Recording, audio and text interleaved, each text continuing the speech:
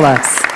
Thank you, Madam Chair. Thank you for this meeting, and welcome to everyone here. I've met with the North Carolina delegation earlier this morning, came to my office, or them present.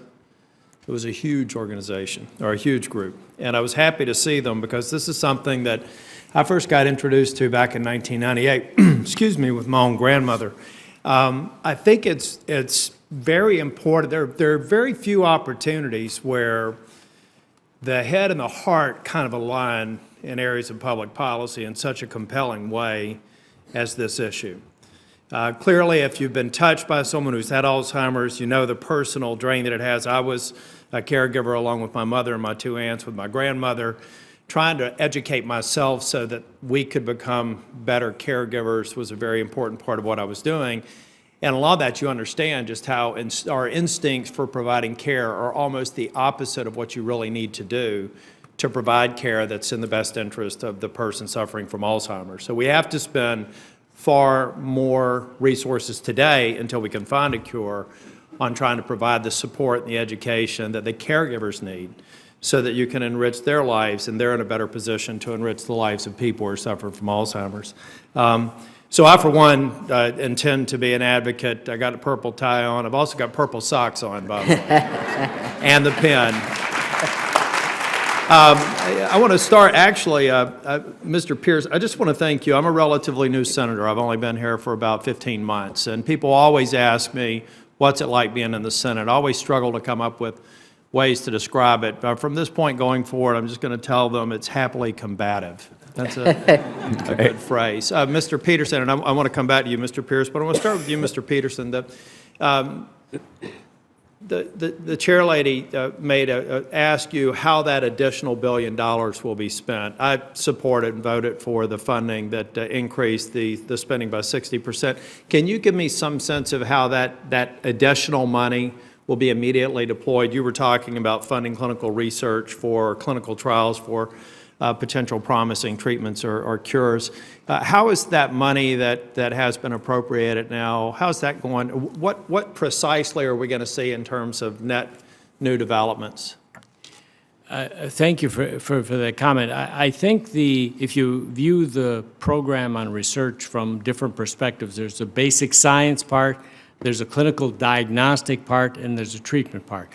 On the basic science diagnostic part, while we know a lot about this disease, the plaques and the tangles, the proteins that cause them, it's much more complicated than that. I referred to the conference last week at NIH where people really focused on the fact that this is a multifactorial process. It's going to be a long haul, but we need to understand the multiple interacting parts. So that's on the basic science side. On the clinical diagnostic side, David alluded to the fact that we can make the diagnosis now much earlier in the disease process than we could 5 to 8 years ago. We can now image the proteins that we think are actually causing the disease in the brain in normal people while they're asymptomatic. That affords us an opportunity to intervene at that point in time with effective therapies. So on the therapeutic side, the third prong, the clinicians and the investigators who are designing the clinical trials now can refine their population of participants to be involved in that clinical trial much more effectively. So if I have a therapy that's aimed at this amyloid protein that makes the plaques, I can now image those people to make sure they have the amyloid protein. So I think now with increased awareness and funding across the line in all three prongs, we'll be able to be much more effective, much more efficient at designing clinical trials and getting effective therapies out there, at the same time looking more broadly as to the multiple components that contribute to this disease. Thank you. And Ms. Barrett, I'm going to speak with you. I was in the legislature in North Carolina before I came here, and if you don't mind, I'm going to have my office contact you to talk a bit about the work that you've done, particularly with Missouri Medicaid, and talk about some things that may be relevant to some of my colleagues that are still in the legislature and working together with our Department of Health. And in North Carolina, Mr. Pierce, in my remaining time, I would like to ask you to expand a bit, I think, on a comment you made in an interview about the airplane model for caregivers. Can you tell me a little bit about that?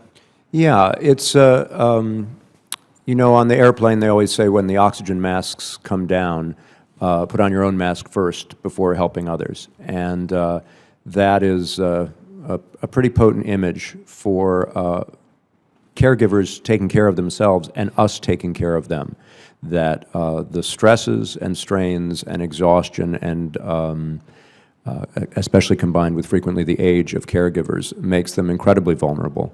And perversely, the more loving and devoted they are, the more vulnerable they are, because the less they're willing to take a step away. And sometimes it takes almost an intervention. And this is the kind of counseling that a doctor or whoever, someone from the Alzheimer's Association can give that, as you were saying, it's counterintuitive almost, to say to someone, you want to take care of your husband? Go away for a few hours. That's because then you will be able to be restored and renewed. So that's where that image comes from. And this, of all the diseases, this is the one, because the person you're caring for is losing their ability to care for themselves and their judgment and everything else, and the horrible stories of wandering. And yeah, we have to be the ones to care for the caregivers. Thank you. Thank you, Madam Chair. Thank you, Senator.